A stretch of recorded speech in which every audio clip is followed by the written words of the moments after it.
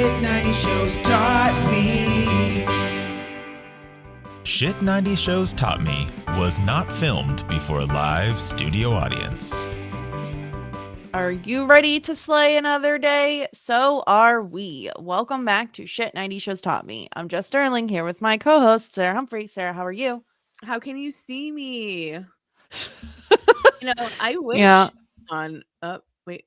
Ooh. Oh, if you're watching us on video, Sarah's now in black and white as if that makes her invisible. I mean, that's the best I can do in a short amount of time. Yeah. Listen, if you were really dedicated to your craft, you would cover yourself in green paint, and then you would blend in with your background. Oh gosh, I have a Christmas baby onesie very close.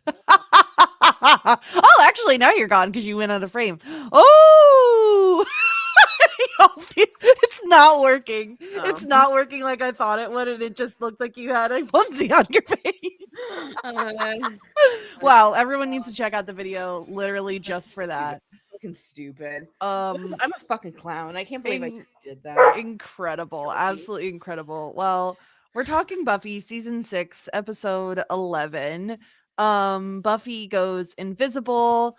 Sarah, I want to know, before I say, my feelings on this episode, I want to know, how did you take this episode? Did you enjoy it? I want to know your thoughts on it. I would this goes under the that was silly bits episode. I literally felt the same way. I was like, oh, we're doing a silly episode. Okay. And we'll get into it, Buffy having more deep philosophical thoughts on wanting to be invisible and all how all of that works. But I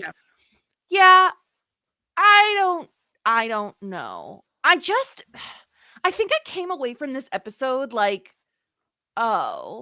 just the tone was just so weird, because it was oh, we're leaning into the silliness, but this season so far has not felt silly. So I think it just, obviously the loser trio ups the silliness factor anytime they're on screen, but it just didn't fully work for me.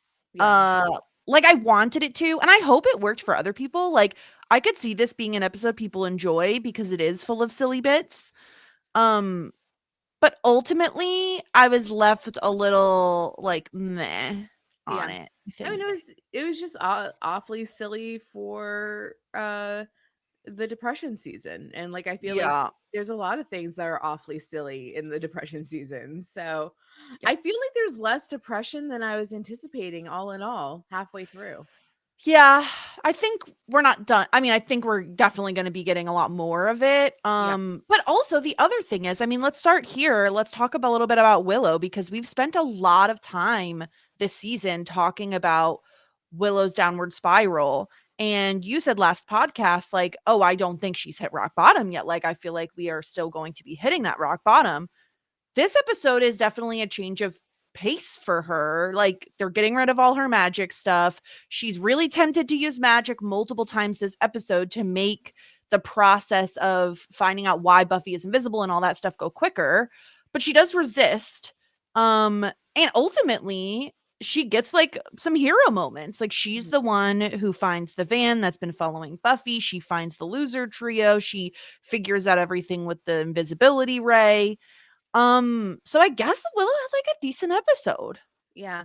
I mean, I think once again, we don't want this to be a total character assassination. I think that, especially since Willow has been with us since the beginning, she does have that special credit in the opening credits. Yeah. I think that there has to be some balance. Do I think that evil Willow is over? I kind of hope not. I mean, I would be a little bit disappointed. I understand the nature of typical addictions, and it's not linear, so that's what I'm anticipating still. But yeah, I would chalk this up as we can't. I think what you said, what you've been saying, we can't have her keep doing really, really horrible stuff and then redeem her at the end. So I think that there's going to be peaks and valleys with Willow. And I think it's nice for her to You know what it's very nice for her to be able to solve the crime essentially without magic. I think Yep. I mean, I love how she's like, I'm gonna go surf the webs and Back to her old investigate. hacker days, right? Like Exactly. I Exactly. I totally agree with you. I think it was refreshing to see that she was able to like contribute to the Scoobies without using magic, with just using her smarts. I also think it's like a little bit of a confidence boost to be like, "Oh, I actually can do this without relying on magic so much." Um I'm still not a massive fan of like, again, we're treating this like, oh, she's rehabilitating, like we're treating it like a drug sort of a thing, like an addiction. It still just feels a little weird to me. It felt very just like, not that it can't be, but more so that like they jumped to magic as drugs so quickly that I'm still kind of like getting a little whiplash from it. Yeah, because I mean, there's other people. I mean, I guess that I was gonna. Okay, so whoa, sorry, my mind is just like okay.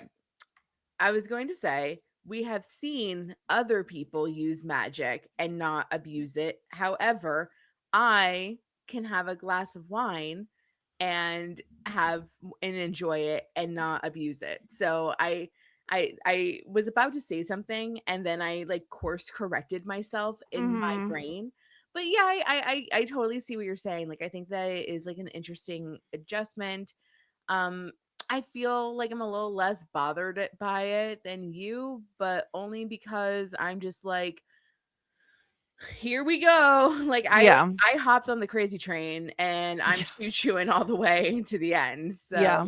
um that's I think like that's what it is. I'm like, whatever you want to tell me, Mr. Yeah.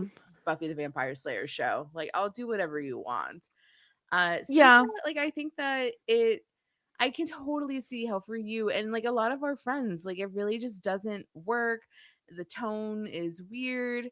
Um or like the story that they're telling is weird. Plus all the loser trio stuff is kind of weird too. And then on top of that, we have the Spike and Buffy stuff, and that kind of stuff is weird too. So I can see like kind of all of the like the bumps and like the Yeah. like the bad stuff of this season. However, I continue to feel as though like I don't know, it's entertaining television. Like I'm not bored. And Yeah. that is the kiss of death for me. Like if I'm bored, then I it's just like then what are we doing here? Like I can Yeah. like not like what's going on um and still watch it and feel entertained, then I still think that it's a good show. Um Yeah. and we're Yeah, only that's half- really fair. yeah, we're only halfway through the season, like literally. Yeah. Um, so speaking of characters who have like a good episode, Xander, I think, is really in an interesting spot now. Because we've really relegated Anya to wedding planning at this point, which I have a little bit of a love-hate relationship with. I feel like I feel almost like what you were saying, Sarah, about like, okay, I'm tired of, okay, she's afraid of bunnies and her shtick is that she's a demon trying to human and all of this stuff. Well, I haven't gotten here yet. I'm like, I'm gonna say this like a cautiously. I'm a little bit nervous Yeah. about, I don't want Anya's entire personality, entire storyline to be wedding planning. I feel like it is reductive, sexist. Like it Mhm. just feels icky because you can be planning a wedding and not have it consume your entire existence. Yeah. And it feels like tropey and just again like very reductive for the character of Anya. And sometimes it pays off with like some funny bits of like, oh, where is Buffy? Where we, that sort of a thing. And the blood larva bridesmaids dresses, right? If you hear my dogs, I apologize. My husband's not home while we're recording. No one is there to stop them from being absolute monsters. Um, and I just feel like or they're hitting us over the head Mhm. with Anya's wedding planning, and I'm gonna need like a maximum of 2 more episodes of this before I start getting a little irritated that that's all she has to do. Yeah. Anya has the case of she gets like very obsessed about one thing for a certain period of time. I forget, there's a phrase for it because I also have this. Hyperfixation. Yes, thank you. I could not pick that up. Remember, I have a little case of hyperfixation too, where I'm just like, okay, today or for this period of time, I'm going to be super into this one thing. I think you get this as well with hobbies. I don't know what you're talking about. It's not like I have an entire tote full of yarn for Yeah. crocheting, which I literally started like less than a month ago. Yeah. For me, it's like it's less so hobbies and more so like shopping. Like I get into this thing of like, oh, like I like I'm a sun I collect sunglasses. I have like 40 pairs of sunglasses, or like plants was one for a while, Broadway shows. Like I get the same thing where it's just like kind of all consumes me and all of my, and I don't necessarily think that Anya is dealing with any anxiety, but like I do think that she's like a hyperfixation girl. Thank you for the phrase reminder.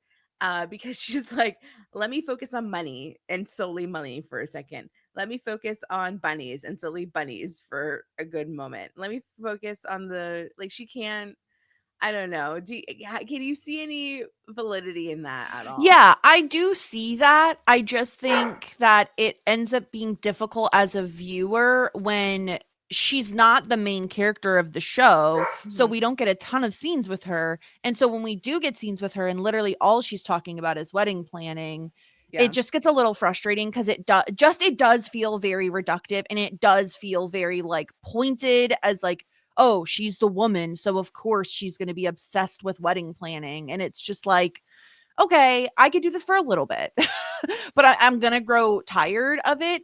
On the other hand, I do think as a result of Anya being like relegated as like wedding planning, Willow going through the whole rehab stuff, and Giles leaving the show, I feel like Xander now Mm. has really stepped into a new role. He is almost like the Giles in a way. Like he is the one who is like, everyone, let's get back to researching. Like, we need to take this seriously. Buffy is invisible. This isn't good. Like, he's the one calling Buffy, being like, you're going to turn into pudding if we don't solve this. Like, Yeah. he is the one who, right, in my opinion, rightfully so, justifiably so, immediately suspects that Willow has something to do with the fact that Buffy is invisible. Like that is such a Yeah. fair thought for him to have. It is, and it is, and I totally agree with you. And Anya got there too. It's not like it was out of pocket.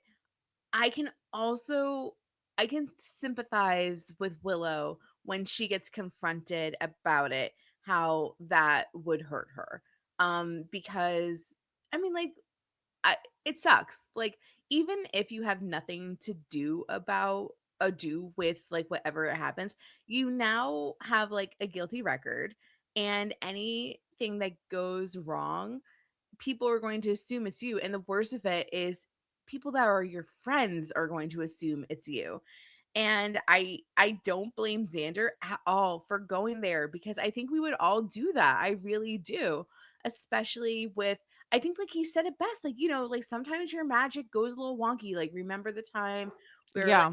we just forgot who we were, and remember this situation, and accidentally turning Buffy invisible is absolutely 1,000% something that Mhm. Willow would accidentally do. Yeah. And the way he like confronts in quotes like Willow about it, I felt like was very kind. Like he's like, nobody's bad. Like relapse happens. We Yeah. just have to figure it out. Like Yeah. he wasn't going in being like, you did this, you're a monster, blah blah blah. Like he really did approach it with what I thought was like care.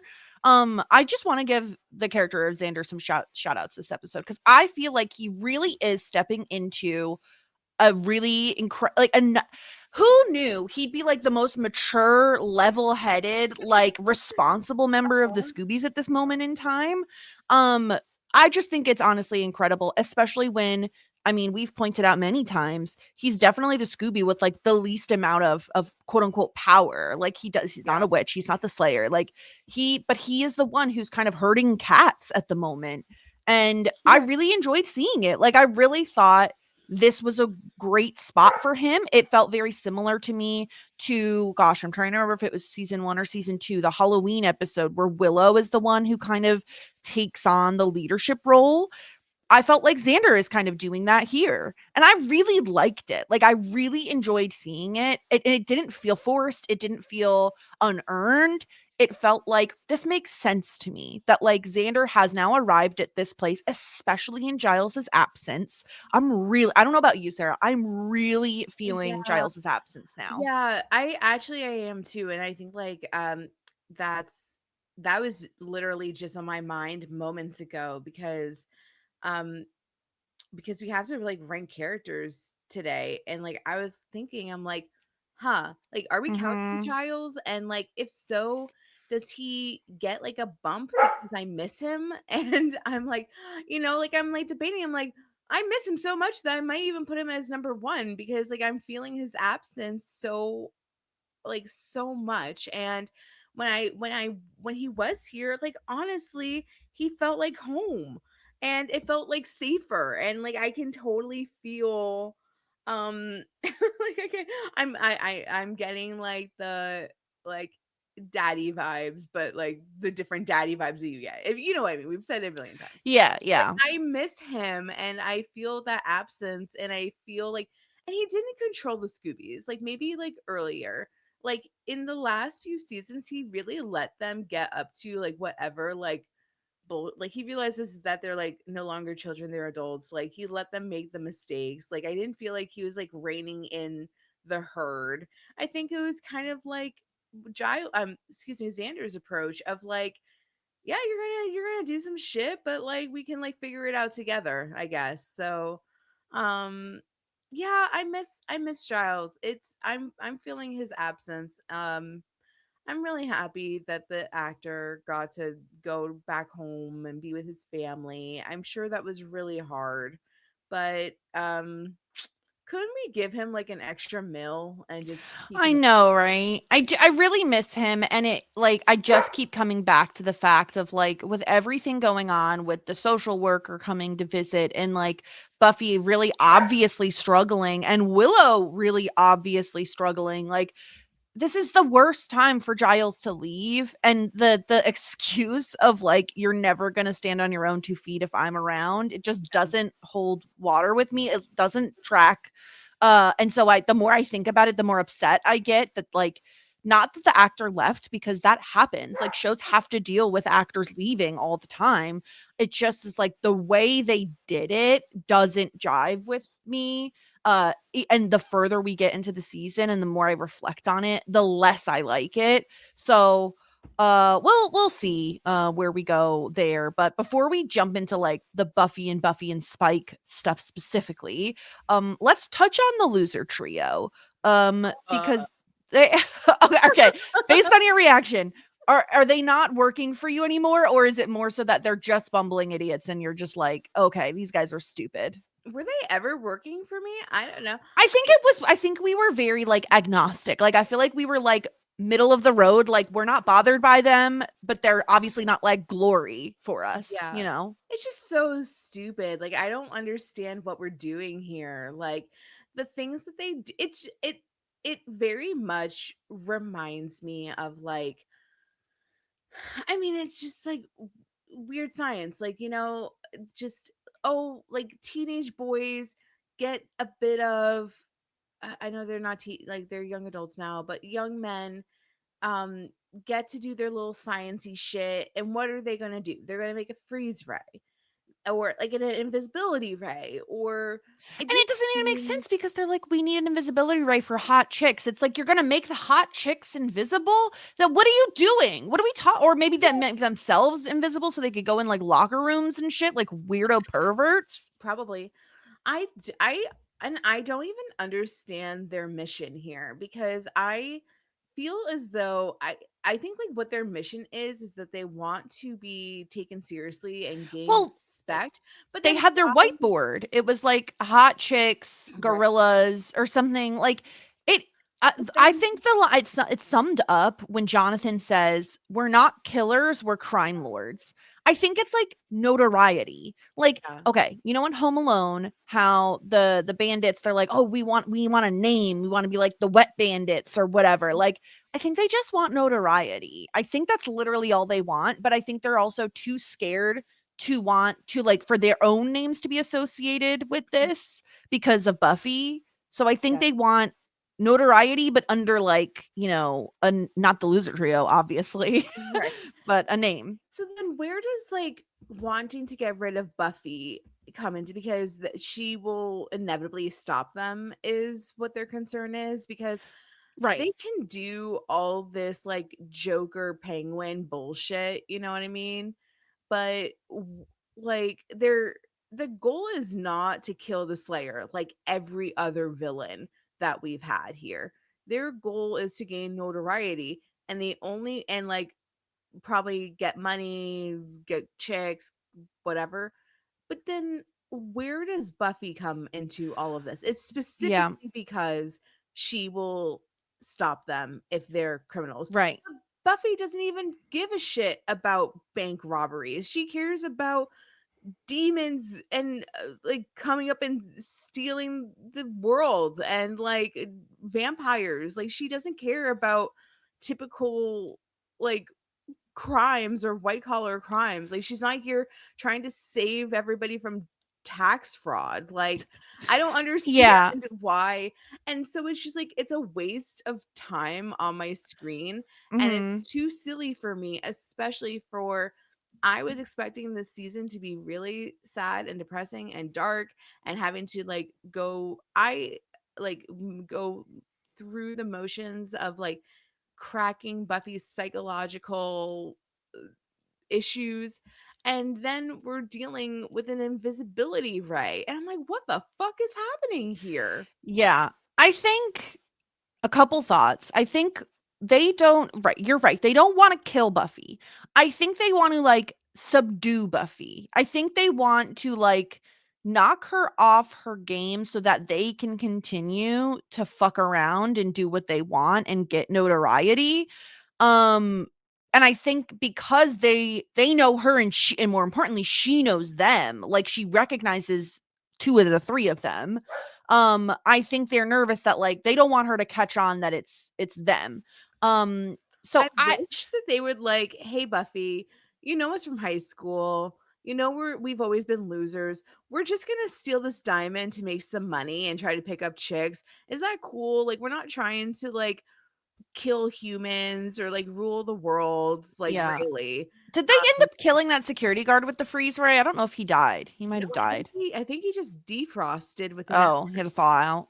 yeah, like I'm sure Buffy was like, okay, as long as you don't mess with like the actual safety of Sunnydale. I mean, like, yeah, like of course, like, stealing is not safe and it's considered a crime. You know what I mean? Like Buffy would be like, okay, this is like too small Yeah. potatoes for me. Like I don't have time to deal with these petty crimes. They're just stupid. They need to be under a certain level of radar. Like they can't go too crazy with the crimes because then they'll be on Buffy's radar. But I think in terms of the silliness of the loser trio and how it doesn't necessarily jive with the tone of the depression stuff Buffy is going through, I do think it's by design. I don't think it necessarily works, but like I do think it's by design because if we are spending the majority of season 6 dealing with the repercussions of Buffy dying and coming back to life and being different and feeling depressed and anxious and trying to like get over the death of her mom and the fact that she has to parent her sister now, and if we're dealing with all of that very heady, emotional, internal conflict, I think the show still wants there to be external conflict, but I don't think the show wants the external conflict to be as dark and like deep and heady.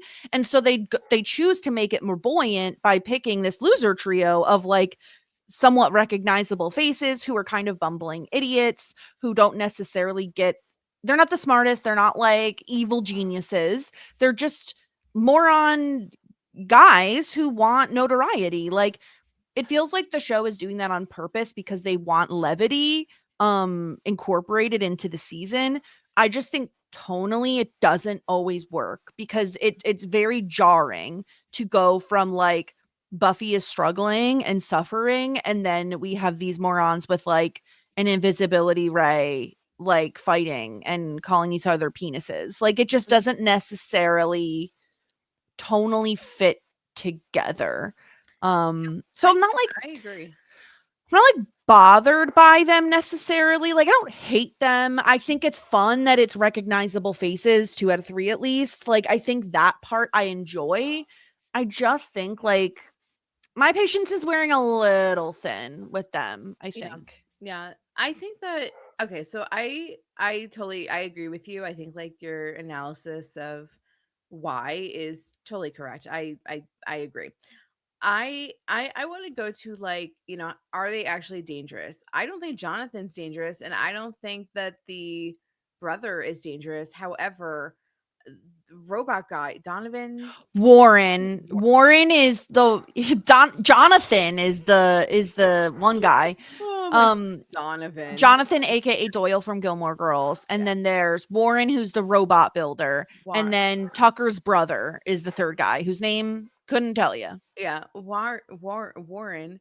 Hmm. I do think is dangerous, and I think that his ambitions are different from his buddies, and I can see him becoming a real problem, and then just Jonathan and the other one kind of getting dragged into it. So because like he's always wants to take everything like a step further. So I can see him maybe like breaking off and like doing his own mission. Maybe Jonathan is like, like this is not what I wanted. This is not what I thought we were doing this for. And then winds up because this show fucking like comes hard for Jonathan. I can see them being like giving Jonathan the like I saved the day edit towards the end of like I'm gonna switch sides, work with Buffy. This is like Yeah. where he's at, what his mission is, like kind of trying to help the situation so that like he can be redeemed. I think that makes a lot of sense. Once again, this show loves Jonathan. They keep bringing him back. If they bring him back in season 7, I swear to God, I'm like, I'm sick of this fucking guy's face. And And I yeah, and to your point, like he's the one who's like, Warren, we're not trying to kill Buffy. Like that's not what we're trying to do. And Warren is the one who like has the gun like changed on a certain level where it'll basically like cause Buffy to like combust or something. Like turn to Jonathan is the one who seems the most just like just wants the superstar version of himself. Like he just wants to be famous. He doesn't want to hurt anybody. And I think he has a soft spot for Buffy that I don't think Warren has. Yeah, and I think that number 3 is kind of like go with the flow guy.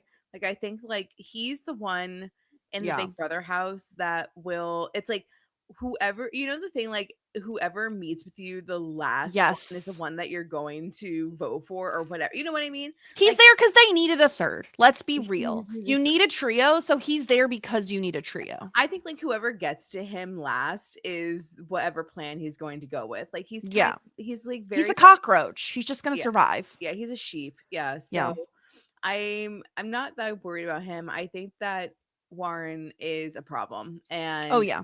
I think that he's, definitely going to be the one that pushes all of this a bit too far. And I Hmm. think that Jonathan is going to get his little winner moment, his little hero moment at the end.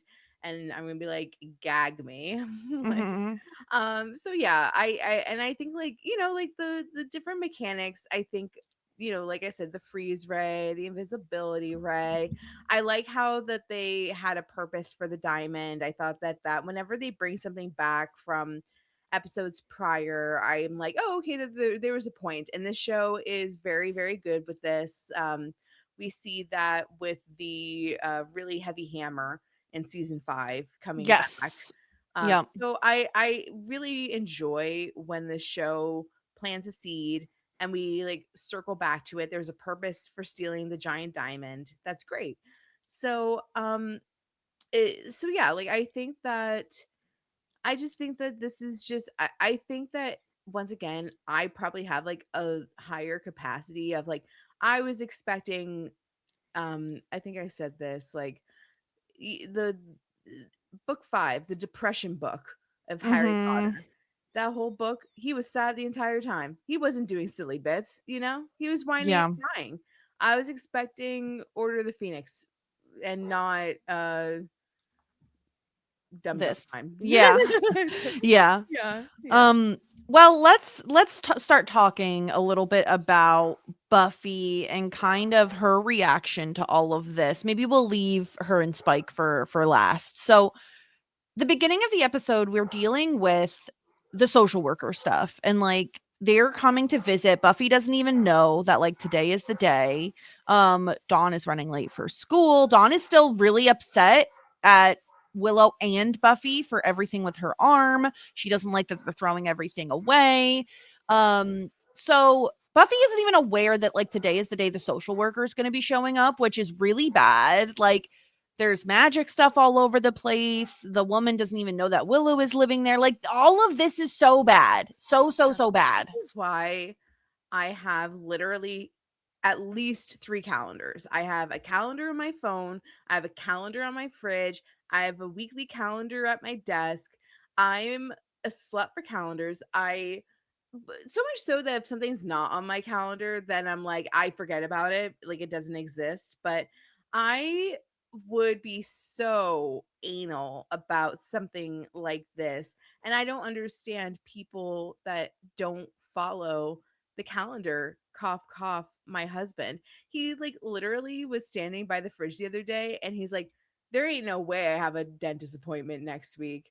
And I was like, he had no idea. I did because I put in my calendar when he told me. And he was like, it was like news that he never heard of before when he saw it on the calendar on the fridge, which he never looks at. He never looks at that calendar. So even though This would drive me up Mhm. every wall in And existence. yes, I highlight it. So like the calendar on my wall is like a monthly calendar. I Mhm. highlight it pink for me, blue for him, green for both of us, a Mhm. different color for our baby. And like, so he doesn't even need to look at any other color. All he has to do is look at blue and be like, oh, like blue is me, or green, because green is both of us, but blue is me.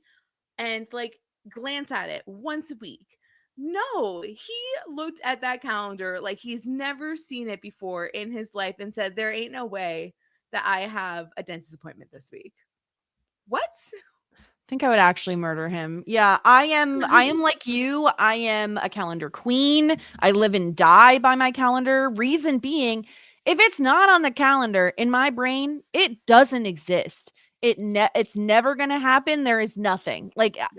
if like when I am this is the main reason to have a cell phone is to have the calendar because like truly when I've had a lot of doctor's appointments and so like I love to if it's an annual sort of an appointment, while I'm still there, I'm making my appointment for next year. Yeah. Because if I don't now, no way I'm going to A, remember, and B, want to fucking call. So I need to make the appointment while I'm there. And while I'm there, I'm literally putting it into my Google Calendar, which Yeah. I can access from my phone, from my computer. This is Thank you. not an ad. We're not sponsored by Google, but No, I'm a we huge would love it if you advocate want of to. it. And then I don't know Yeah. if you do this, but like I have different different calendars within the big calendars and everything is color coded. So Oh, of course everything is color coded. Yeah, absolutely. Like I have birthdays in one color, holidays in another. I have work stuff in one color. I have like D&D podcast. games, podcasts, Yeah. everything. It's all color Do you coded. have and then Yeah. like do you have like Will's stuff sometimes? I don't have all of Adam's stuff in my Google No, Will Calendar. is responsible for his own shit. The only stuff I have in my calendar for him is like if he tells me, "Oh, I'm going to take X like this time off."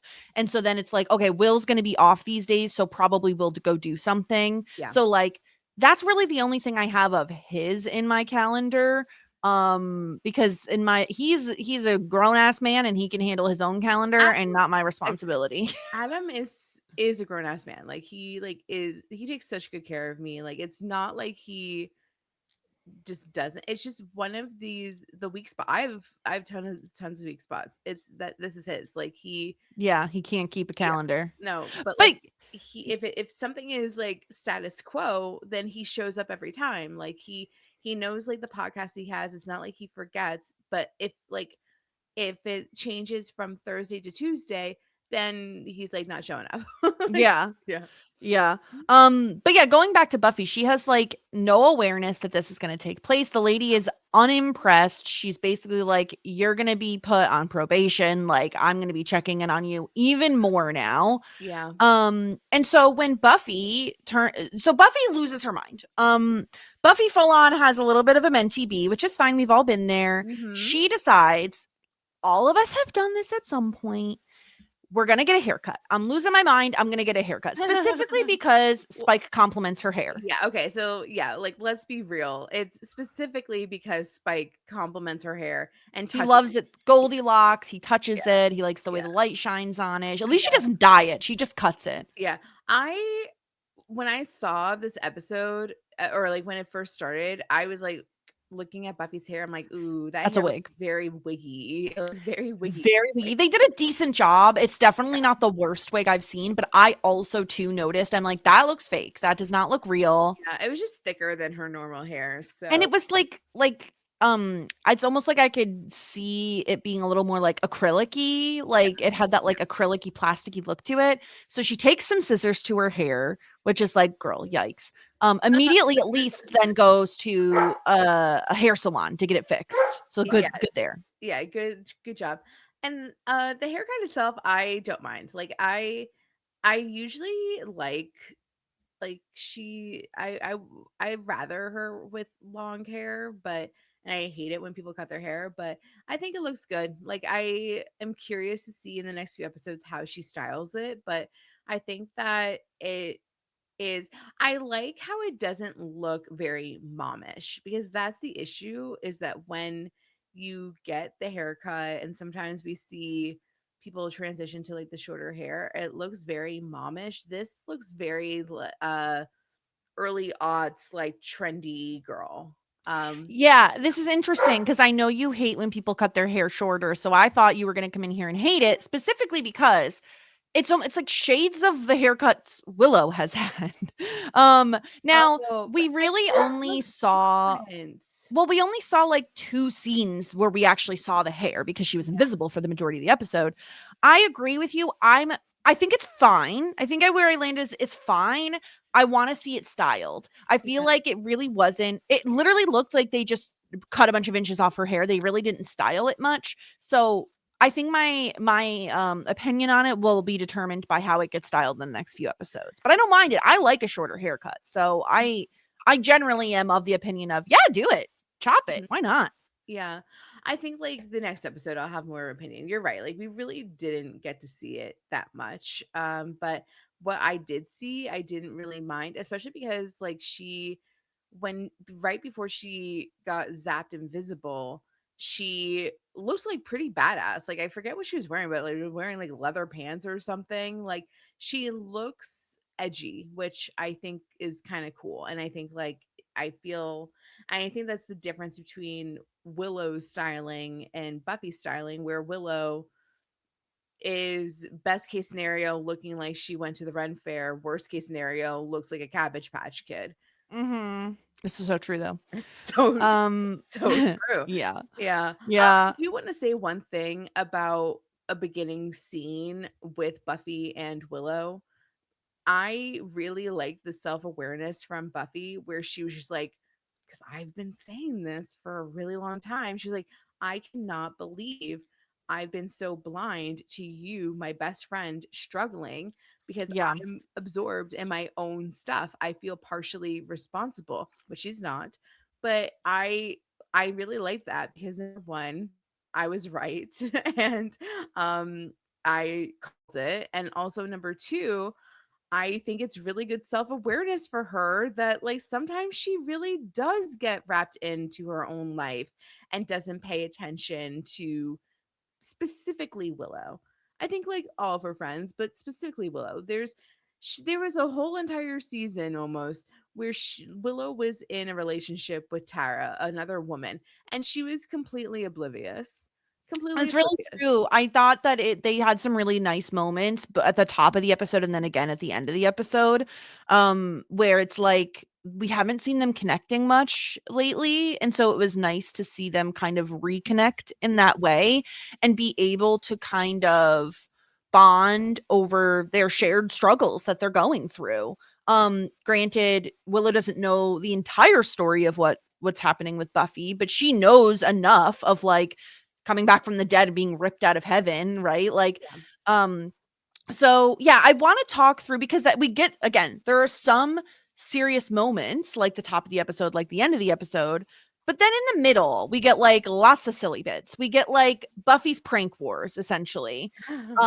Yeah. Buffy turns invisible. The first thing she does is take this lady's like studded baseball cap, throws it in the garbage, and is basically like, I'm the fashion police and you suck.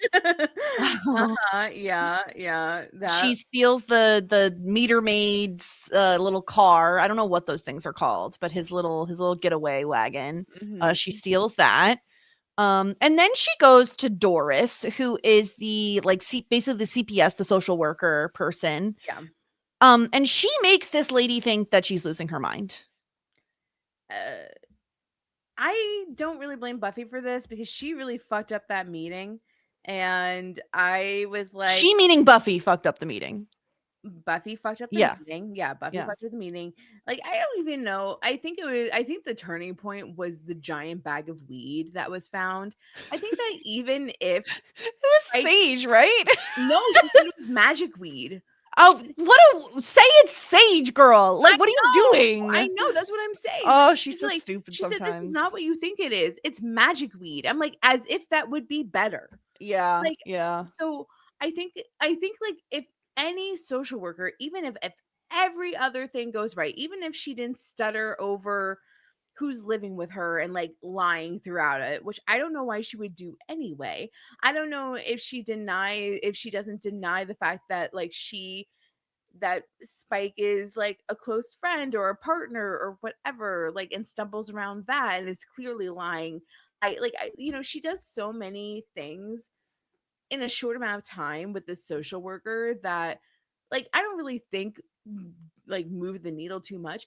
But as soon as you find the giant bag of not weed but magic weed, then you're fucked. Like, you're not like, if they find drugs in your house, but yeah, like, you're not even gonna say like, oh, that's like oregano or that's sage. It's just magic weed. Like, what the fuck? So just like be smarter about what you're saying. So, but yeah, like, she fucked up this meeting really bad. The stakes are high. She's now on probation. Dawn's grades are declining. She's absent a lot. She's late a lot. She was literally caught leaving for school late again. So, like, I don't think that Buffy's doing a bad job. I think she's doing the best that she can. And Dawn is not exactly helping the situation. Like, Dawn could like get up earlier and like be a little bit more responsible. It's not like Dawn is 8 years old. Dawn is 15, 16. She can help this along a little bit, make this a little bit easier, show up to school, not cut, stay in school. But I would 1,000% do this. I would try to save my ass here. And I don't even blame Buffy for this. I really don't.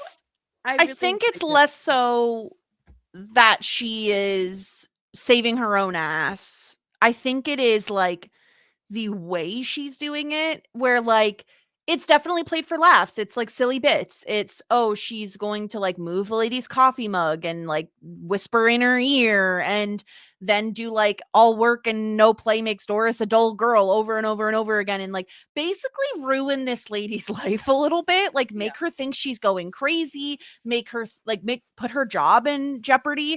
I truly feel like she could have accomplished the same goal of like getting a second chance or delaying something or whatever without having to do what she does. Like, she could have shredded the paperwork. She could, you know what I mean? Like, there are take the file. Like, there are so many other ways to do this without making Doris think that she's full on losing her mind. And like, again, like, she's so casual about the whole thing. Like, she's pulling pranks and then she's doing this. And it's like, this is fucking serious, Buffy. Like, Dawn can get taken from you. Like, I don't think she's treating it with much seriousness. And the show has an explanation. It's not like they're doing this without saying why Buffy is acting this way. It's because she wants a vacation from who she is.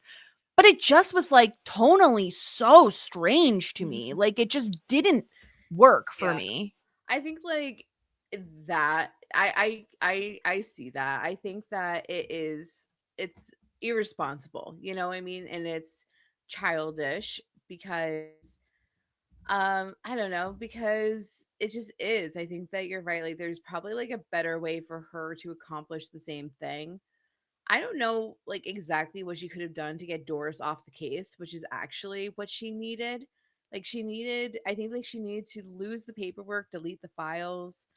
Couldn't she have like replaced the file with like everything is good here, blah blah blah? Like It doesn't matter because Doris is going to have to do follow-up appointments, so she's going to I remember. guess Like so, yeah. what Unless she she's like needed. us and doesn't have it in her calendar and then forgets it exists. Well, what she needed was to be taken off the case, which is what the goal what Yeah. was accomplished. And I suppose like I personally can't think of a way to do it off the top of my head, but Hmm. she needed a redo.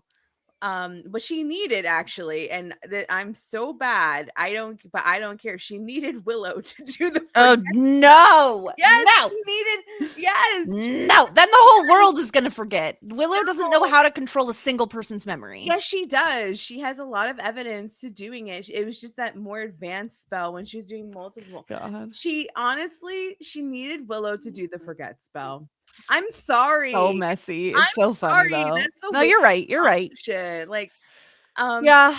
so that she can have a redo, and then like have a good time. And It's too bad that vampirism doesn't work in this show like it does in Vampire Diaries, because in Vampire Diaries you can like compel people to do what you want just by like staring deeply into their eyes. So she could have well, had Spike just go over and be like, everything is fine, she's in a loving home. yeah. I mean, are you kidding me? We do have one person that can do that, and it's Dracula.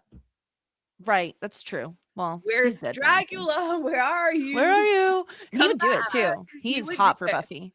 Yeah, Um yeah. Come back. So before we get into Buffy and Spike, I want to talk about like her interaction with Dawn, where she's again very silly bits. Like, look at what I can do with the pizza. It's floating. I'm invisible. And Dawn gets really upset and Yeah. she's like, do you even care?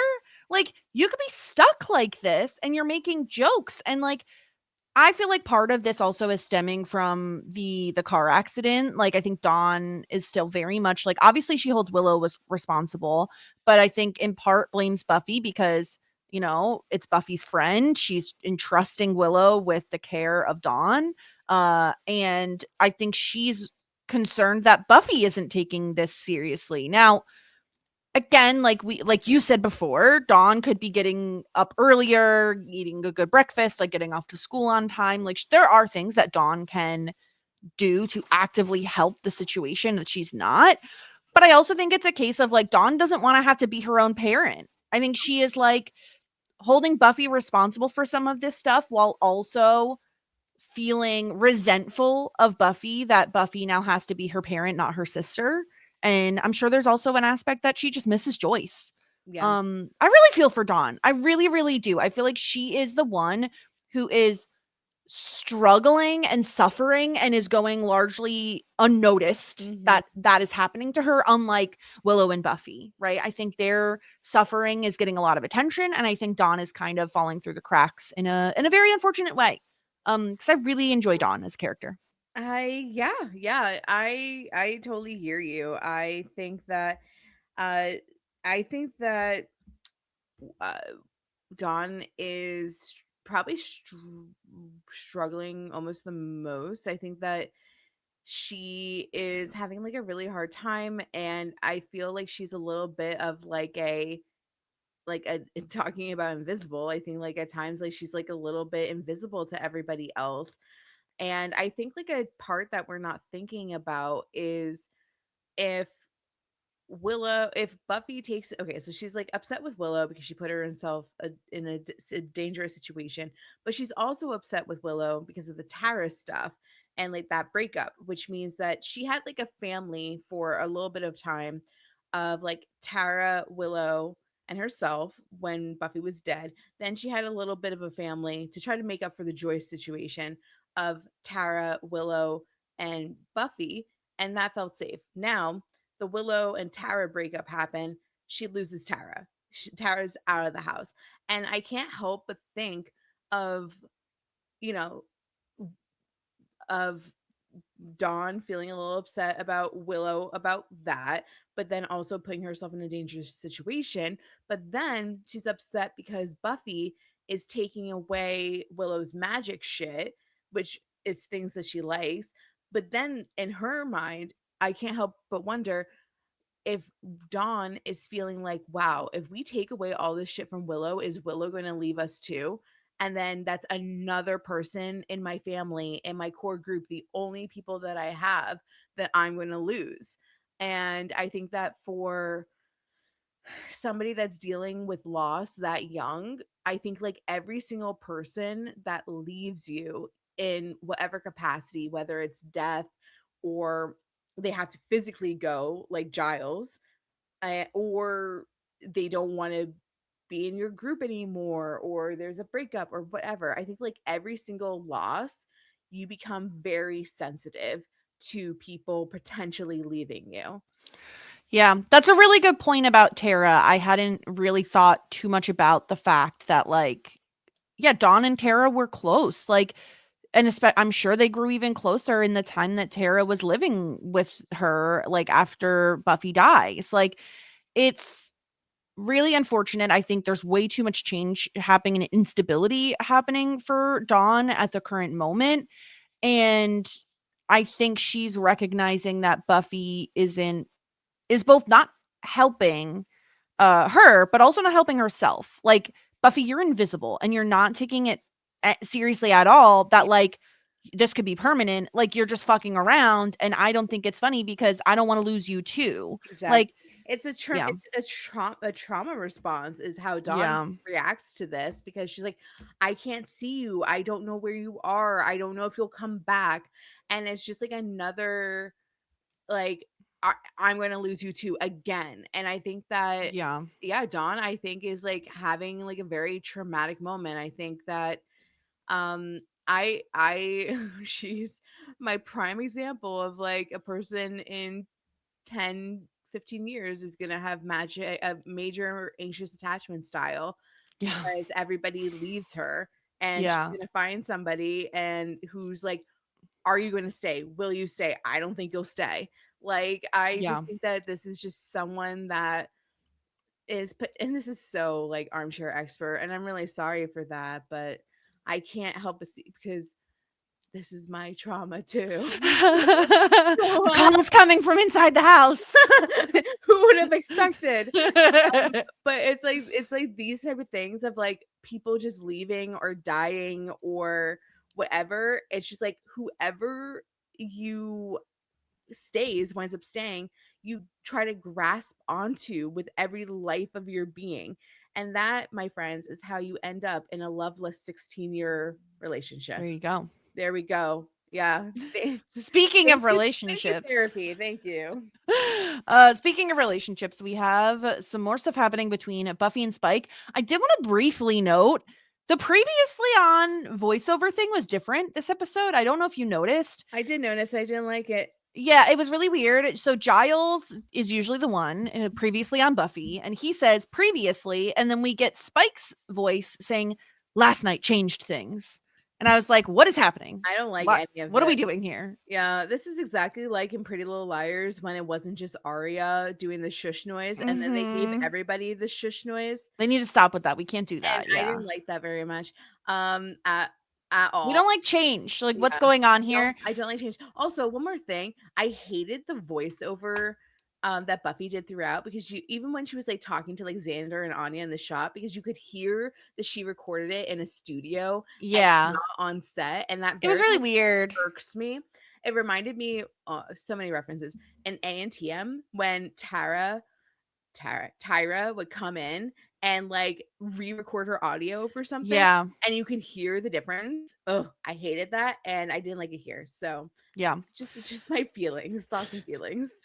Well, Buffy finds Spike's Zippo lighter. And she originally throws it in like the box of like magic stuff that they're getting rid of, but then she obviously goes back and takes it because he comes looking for it. She accuses him of like, oh, you're just doing this to see me. I'm sure that's part of it.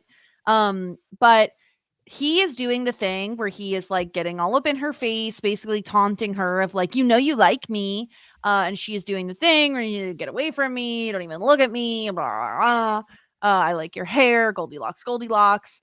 He does find the Zippo lighter Mhm. in her pocket.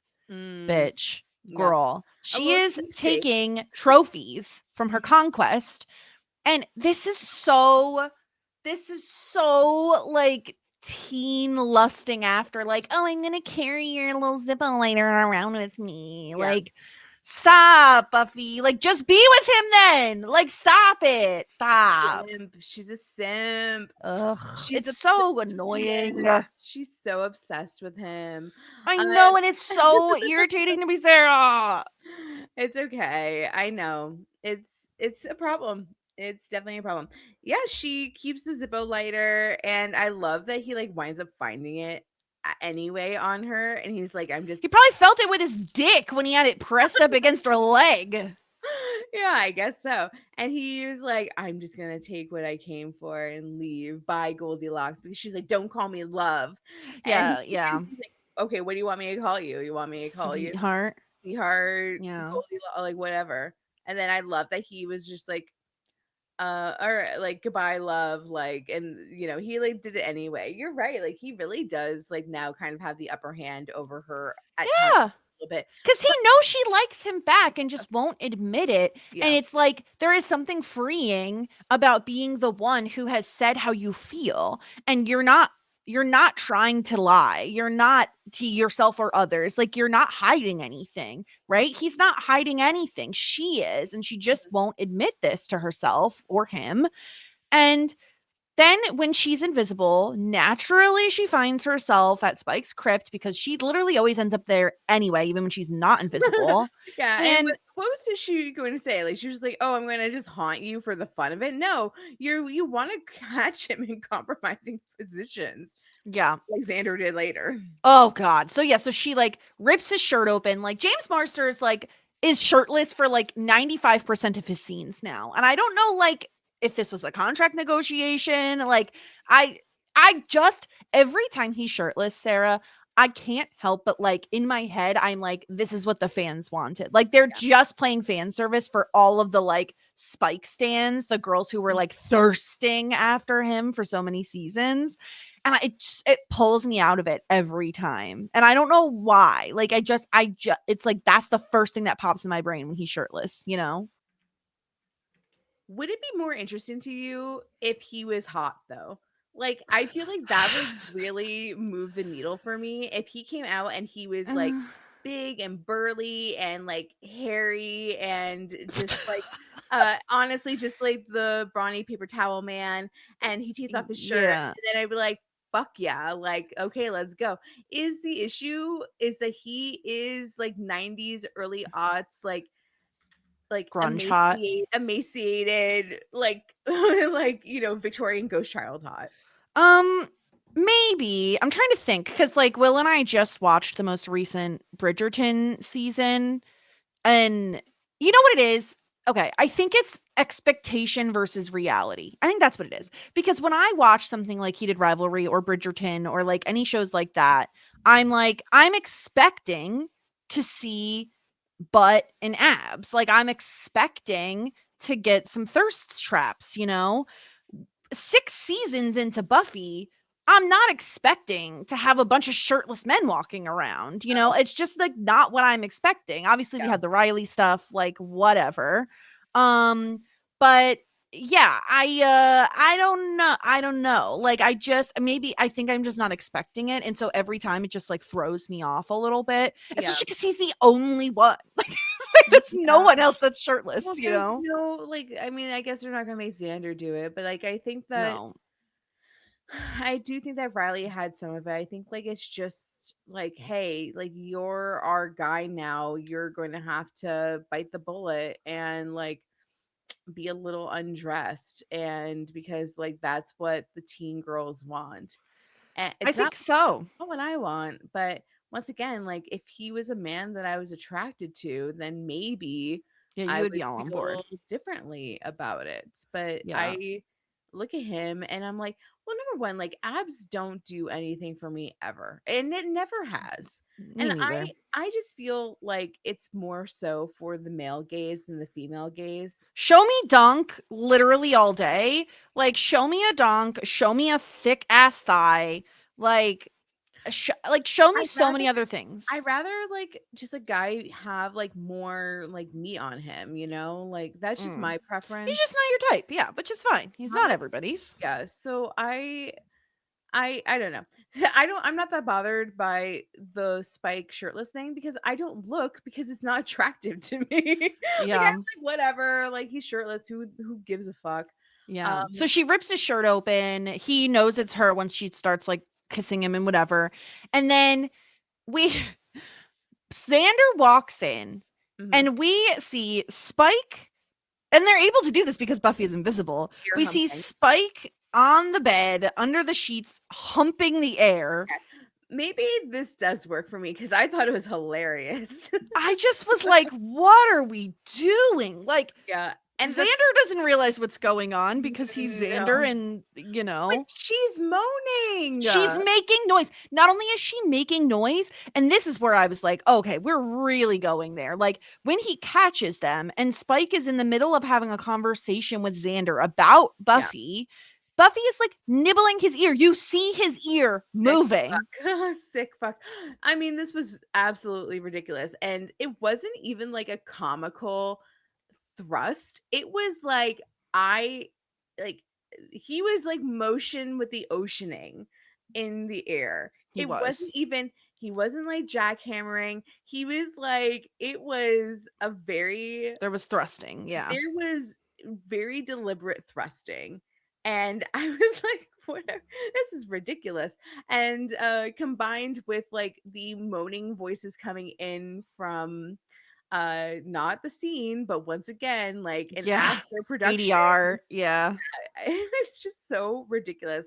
And then Xander comes in, they get like walked in on, and he's just like, oh yeah, I'm exercising. And it's just like I feel like Xander would be like, no, bro, you're like humping the pillow. You're like pulling a JD Vance, but head and not a couch. Yeah. Like, you know what I mean? Like I feel as though like I would be like, you're clearly masturbating and good on you. Like you can do that.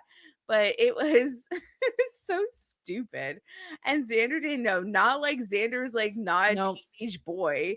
And Nope. wouldn't Had no say idea what like was that. going on. Yeah. And after Xander leaves, like Buffy But thinks this is so funny. also, I don't know. I feel like if I heard my friend of like 8 years moaning, I think I could determine You'd know. that is. And then, like, who did he think was making those noises?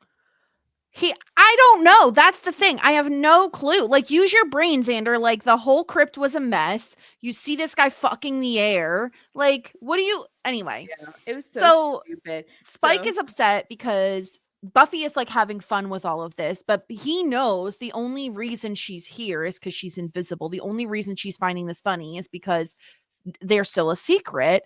And he basically is like, well, sooner or later they're gonna figure out how to get you back to normal. So you need to go get dressed if you can find your clothes. Like, because if I can't have all of you, and then like she like sucks his dick, but like he's tired of this. No one wants to. We've talked about this with the Anya Xander thing, with the proposal and all that. No one wants to be a secret. It's not fun. It's really like painful and mean. And she called him convenient last episode. Like, I just don't like this. Like, it just feels cruel. And yes, this is Spike we're talking about. But even still, he still has fucking feelings. Like, it just feels cruel. And I don't like it. I once again, I have a question. Like, if you don't have a soul, do you even have feelings? I do agree with you that Spike has feelings. I'm He just has like, big feelings. he has Yeah. huge feelings. But like, if I don't understand how he has feelings if he has 0% soul. It seems a little sus. Yeah, I don't know how that works. Yeah. It seems a little sus, but Mm-hmm. yeah, I think that having the secret is hot for like maybe the first few weeks, and then afterwards it's just hurtful. And I think that Buffy Yeah.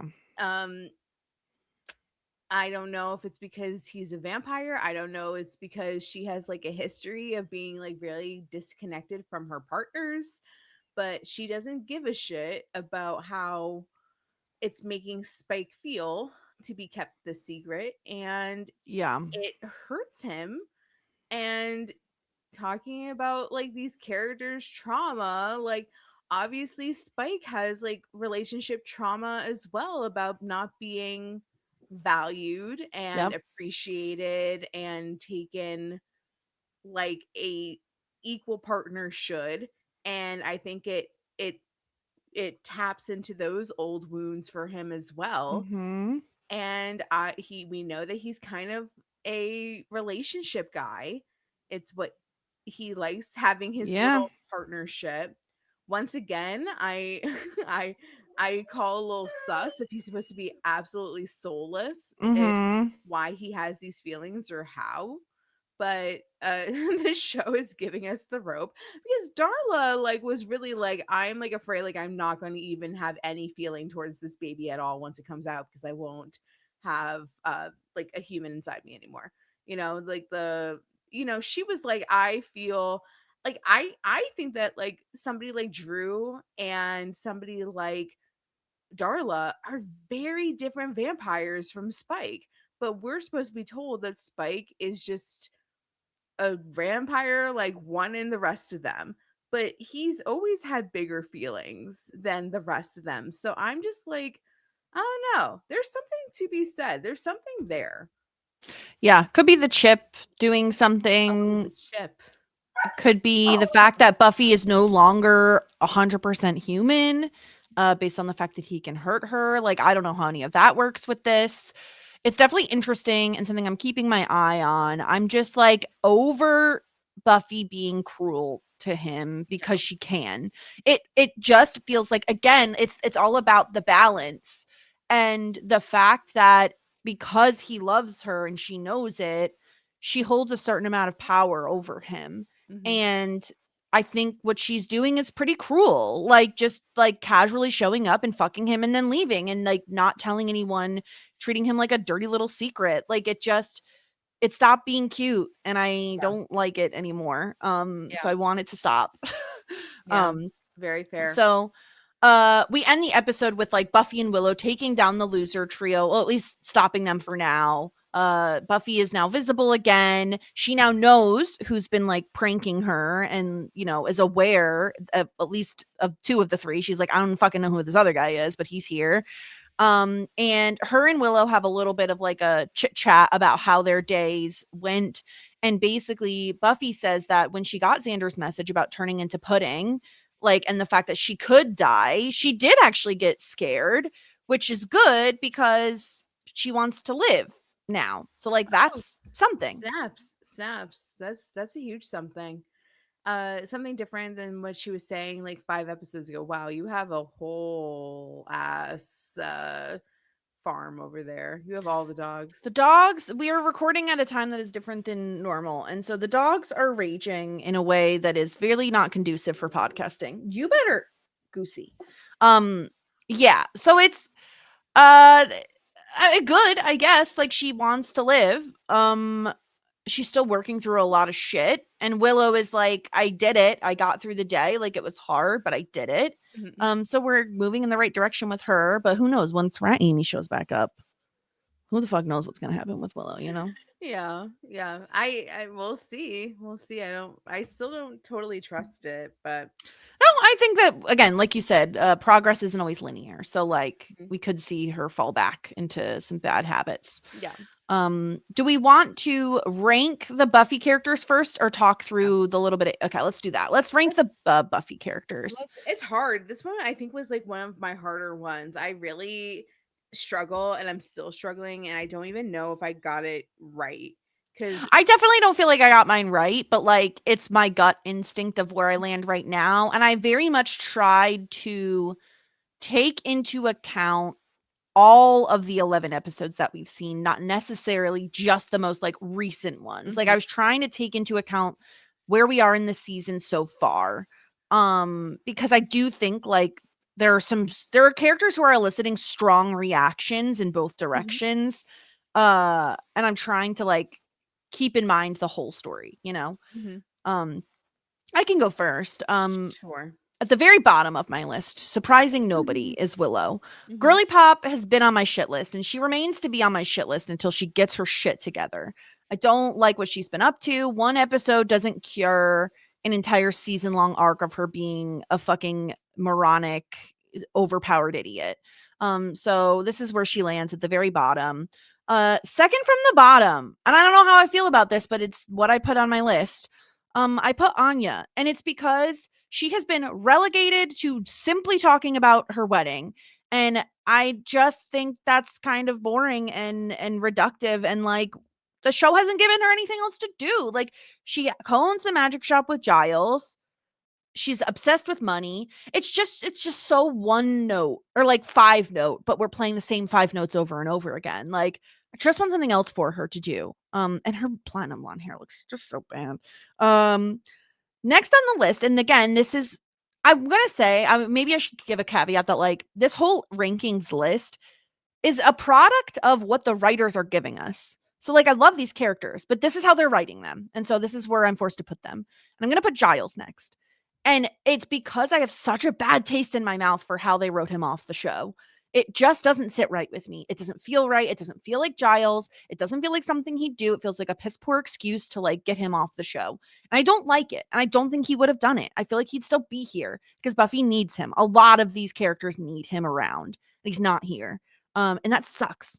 And the only reason I think I didn't put him even lower is because I was like the musical episode just like it just like filled my heart so much. Like I just felt like his role in that really bumped him up a little bit. Next I have Xander. It feels kind of low for Xander at the moment.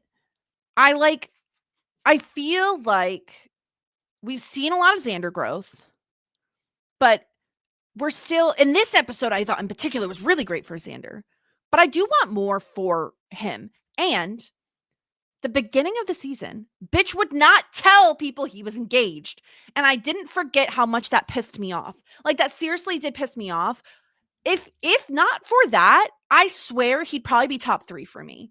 But don't fucking push off the whole engagement thing. Like it's so annoying. That really, really, really annoyed me. I want more for him. I want more of a storyline for him. And I didn't like the whole not mentioning the proposal thing. Next on my list is Buffy. She's at 4. Now I'm irritated with her right now. So she probably could be lower. However, I felt like the start of the season and what she was going through was so compelling and like so sad. And I loved like her going, oh, Spike is the only one who understands, like her feeling she has to lie to everyone. I just really liked that storyline. I feel like there's so much to it that's why she ended up being a little bit higher. Then I have Spike. I feel for Spike. Like I can't help it. I feel so bad for him. I think his storyline is really interesting. I love that he stuck around even when Buffy was gone. Like just think there's so much there with this character. Then I have Dawn. I feel so much for Dawn. I could have put her in the top spot, honestly. Like I went back and forth. I still could probably. I want so much for her. I just feel like she's being neglected. I just want people to be paying attention to her and taking care of her. And in the top spot, I have the smartest Scooby around. And who knows if she's even a Scooby anymore because she's not invited to any of the meetings. And it's Tara. Tara is the only one who has Willow's number, who's like, you're fucking doing magic too much, who's making the weird sized pancakes for Dawn. She's like, she is reliable. And I love that about her. And I want more from her. I felt like her singing in the musical episode was incredible. Her song, her storyline. I'm really enjoying what we're getting from Tara. We were getting a little bit more. I want more. I want more Tara. But yeah, that's my rankings, and it's crazy, and it's a gut instinct. I'm having a very difficult time doing my rankings this season, but that is ultimately where I landed. Yeah, it's hard. It really is because I personally, I'm going crazy. I had a rankings, and then I completely just changed them. Not totally influenced by you because we are so far off from being similar.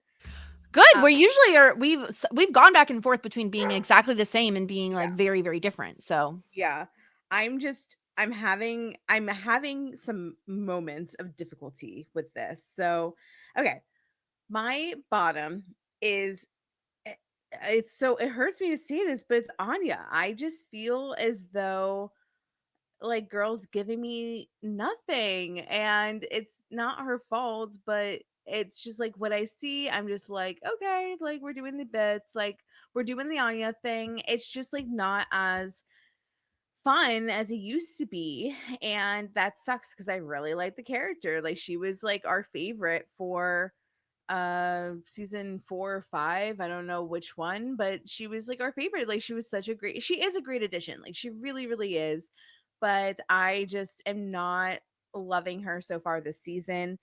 Next I have Dawn, and the reason is I feel bad for her, but I'm not enjoying like watching her like be sad, and like I don't know, like I don't like I and I love all of these characters still, so it's not like I like dislike her by any means. It's just like I don't know, like the stuff that like she's given is just like I don't know. It's just it's just not strong character stuff. It's a lot of like I'm reacting to everybody else, and I feel very very very bad for her, but it's just not like an enjoyable thing to watch her go through abandonment stuff. So like I don't know. I liked the episode that she had where she got to like be a teenager and go out with like those guys. Like I thought that I think like I would like a little bit more of that, but like when we see her go off and do stuff, like we don't get to really see it. She doesn't really have her own stuff.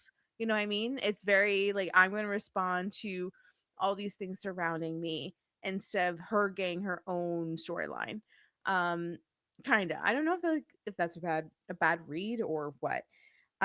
Next I'm gonna put Tara, and the reason is still like she just I love when I see her when she's on my screen, I really like it. I think that she's like the most level-headed. I think that um she is doing a great job with Dawn, but these two characters just feel like these are our sub characters, and we're going to just like slap them together sometimes and like try to like make them do stuff. It's just like it's the same complaint that I've had from Dawn from Tara the whole time of like they don't give her the actor enough. And I do like her this season better than other seasons because I think that she's been given more of a personality. But compared to like I still do like who do I enjoy watching? Like who like that's kind of how I do it. Like who am I like enjoying? Um and that's kind of where Tara's landing. Next up, I just switched it because of the statement that I just made, but I put Buffy here, and I think it's because I'm interested in the stuff earlier in the season of her like struggling with um having getting brought back, but then like she's acting out a little and she's acting stupid too, like with this most recent thing of like the CPS worker, and like she still doesn't have a job. Like girl, like what do you like how do you think that you're going to support her for all this time? So I'm also still kind of sour we didn't get to see like her experience, but in the afterlife, of course, it sounds like she was just like a little bit of like a floaty, and like we wouldn't have been able to see much, which is actually pretty disappointing because of the stories that like we built up in our heads pre-season. So I kind of just feel like that's where like Buffy lives. I'm gonna put Giles next because I think he gets the bump of like I really miss him, but the scenes that he did have really really worked for me. I think my favorite Buffy and Giles, my favorite Buffy seasons are the ones that were with Giles this season. This father daughter thing really really really really really really really worked for me. I thought that it really pulled at my heartstrings, and I really feel his absence, and it hurts my heart. It also hurts my heart that there is a great possibility that at this end of the season, when we do our rankings, he won't even be on this list. And that hurts me too. I don't like it. Now I have Willow. And I know that her behavior is so bad. It's so bad, but it's so fun to watch her be a complete menace to society. And that's my thing. Like, if I'm going to watch a show, I don't care if she's ruining everybody's lives, including her own, and being a complete menace. That's where Willow's going to go. She's entertaining and she's horrible, and I'm enjoying it. So, yeah, like, I mean, like, will I want to bring Willow home to like babysit my future child? Fuck no. Actually, that's something that I wanted to do last episode. I wanted to do like the babysitting rankings. Like, who do you want to babysit like a kid? Maybe we do that in one time, but I don't want Willow to babysit my kid, but I do want to watch her on a TV show is what I'm feeling. Next is Xander. I think that we need him because we need somebody that can actually focus and like pull the group together. I definitely understand the like he's the heart of the group comment. I think that he really like reins in the sheep, and I think we need that. And I'm enjoying his character development of being like, I'm the adult now. And this is crazy. I have Spike number 1, and I kind of think half of it is that I feel bad for him, and he's like my little like sad puppy, and I just like feel for him a lot of the times. But I also think that he's good comedic relief. I think that he is somebody that is really continues to be really interesting for me, and I feel like we've just like scratched the surface of who Spike is, and I feel like that there's so much more to learn and figure out. I think that he has the greatest potential of having like a complete arc of like, I'm going to be like a full-bodied character. I think that we're going to get that like redemption arc. I think like he has the most potential, and that's really exciting for me. And yeah, I like Spike. I don't necessarily like Spike and Buffy as like a one true pairing relationship forever, like Love Eyes, but I like him, and I find him Incredible. I find him really entertaining. And honestly, I changed the rankings as I was doing this as well. That's how hard it is and how magical it is. So I've changed the rankings like a billion times throughout this, and this is what my heart is saying, Jessica. Yeah. I like it. I like that we have such different opinions, and I think we do our rankings ever so slightly differently in terms of like who we enjoy watching versus like my judgment of the characters. Stop Fun. judgy. I'm very judgy. I'll I'm never judgy stop. too, but Never like stop. I don't know. I don't Yeah. know. Like, if we didn't have Willow here, like doing her crazy shit, would this even be an entertaining season? I don't know. I think so. But But then we're just left with like the loser trio and Buffy being sad. Like, I think there's meat on the bones, but all right, let's do some Cordy's Corner, the birthday episode. It's Cordy's birthday. I'll give you a quick rundown, Sarah. I will say, I think this is an episode that's worth you watching. I think it feels, number one, it's very Cordy focused, which I think you'll enjoy. Yeah. But also it feels important to the like lore and the storyline that we're doing this season. Yeah. Basically what happens, it's Cordy's birthday. Everyone's getting her presents and a cake and everything. She has a vision. And once this vision like hits her really hard, we also see her like taking medication. Again, these visions are really like wearing and tearing on her health. When she has the vision, she basically like passes out, and in so doing becomes like a ghost version of herself where she's like out of body watching everything happen, but no one can see or hear her. But they all are like, oh my God, we have to take care of Cordy. And then she basically meets the ghost of Christmas past named like Spike or something. And he essentially, it was literally Spike. No, it's not Spike. It's like Chip. I don't know. It's some weird one syllable name. And she meets him, and he's basically like, listen, your body as a human is not meant to contain this power. Like, we even got like a flashback to like Doyle kissing her and like imbuing her with the Mhm. or with the visions. Okay. And he's like, you are going to die. Like, if you wanted these visions, your body will die. Like, you cannot handle this. So I can give you, like, he basically, we flash back to like her first meeting Angel at that party way back in like season 1. And he's like, there's a different path your life could have taken where you meet this like producer, like director, and become like a famous movie star, like an actress. Yeah. And so she takes that. She's like, sounds good. Perfect. Let's do it. So Uh-huh. then we get to see Cordy like have her own show and be super famous. However, during all of this, she's like, something's not right. Like, something feels weird. She goes to like the hotel, which is actually like a running hotel now. She like, basically when she passed out, she wasn't able to relay the message of like, this person needs help at this location to the rest of the group because she passed out. So she's like actively trying to get them that information. In this alternative world, Angel got the visions from Doyle because Cordy never signed on to Angel Investigations, and Angel goes cuckoo banana pants because of it. Mm-hmm. Wesley and Gunn are still members of the team, but Wesley only has one arm, and he like looks pretty dirty and kind of like, like he needs a shower, and he only has one arm.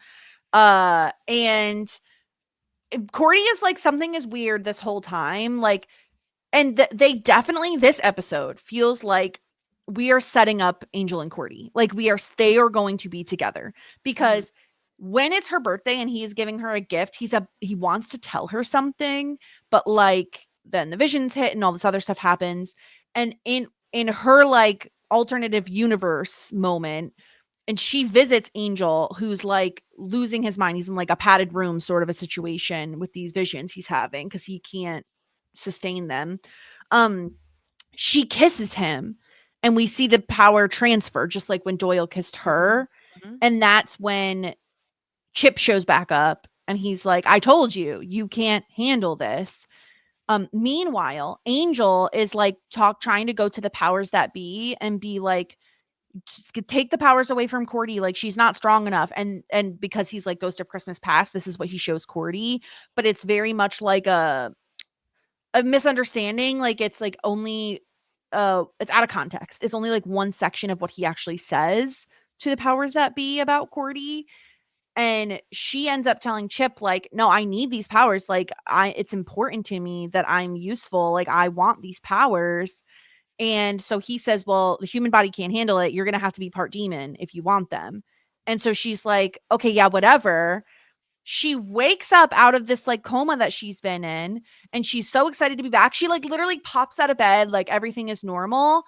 And then they're like, Cordy, and she's floating in the air. And that's how the episode ends. So What? like, in my opinion, we are definitely establishing like, okay, now that Cordy isn't fully human, her and Angel can be together. Like, I Wow. feel like we're heading down that path. That's crazy. What a crazy episode. I admittedly I had like a crazy, like a really busy, wild Mhm. week. And I just like couldn't find the time to watch the Angel episode. And like we had, but this is bonkers. I mean, It's like, definitely worth watching, mostly because it's Cordy focused, but also because I feel like it is an important episode, like in yeah, terms of what's going to be happening. And there's barely any of the like Wolf from Heart stuff. Like, it's very Angel group focused. yeah. Which I think is fun. Cool. Yeah. I'm very into this. I'm excited to watch this. It reminds me, the premise in the beginning sounded a lot like, I don't remember what book I read. I don't know if it's The Midnight Library or a different book that's kind of Mhm. like it, where like you're dead and then you kind of see like different versions of what I your think life that's I is. think, yeah, I think that might be the book.